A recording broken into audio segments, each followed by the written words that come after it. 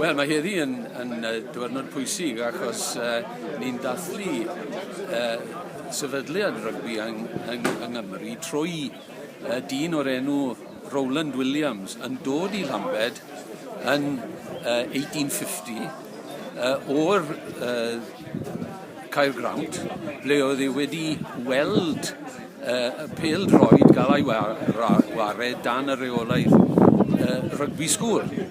A so, oedd e'n dod lawr i Lambed yn gwybod y rules rygbi.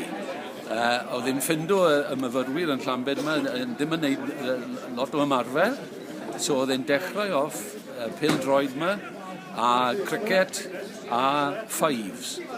Ac mae hwnna'n meddwl amser gynnar iawn yn hanes rygbi yng Nghymru.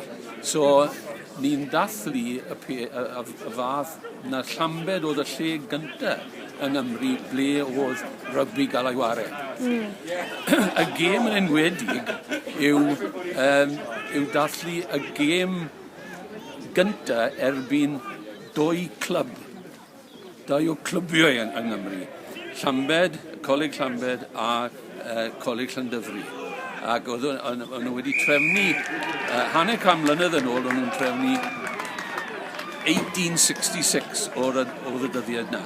So, yn 1966, oedd nhw'n dathlu, oedd tîm cryf iawn yn dod lan o'r Undeb Rygbi Cymru i wario yn Llambed, a heddi, wrth gwrs, yw hanner can mlynedd ar ôl ni to. So, yr 150th anniversary heddi. Ond mae hwnna'n pwysig yn hanes y gêm i gyd yn Nghymru. Ar ôl ni, oedd lot o clwbiau eraill gael ei sefydlu, ac wrth gwrs y clwbiau yn y trefi fawr yn dechrau off yn yr 1870s. Ac wedyn, wrth gwrs, hwnnw'n mynd rhy cryf i'r coleg yn y diwedd, a y coleg ffili wario nhw ar ôl ni. So mae bobl rili wedi anghofio beth oedd y ran o'r Coleg Llambed yn wario yn y gêm reit ar y dechrau yng Nghymru. So, na fi'n pwysig iawn i cofio hwnna, ac mae'n dda i weld y Coleg Llambed nawr sy'n ran o'r y Prifysgol Cymru nawr, Trinity St David. Mae'n dda i weld nhw yn dathlu fe, a weld mae fe mor pwysig i cofio.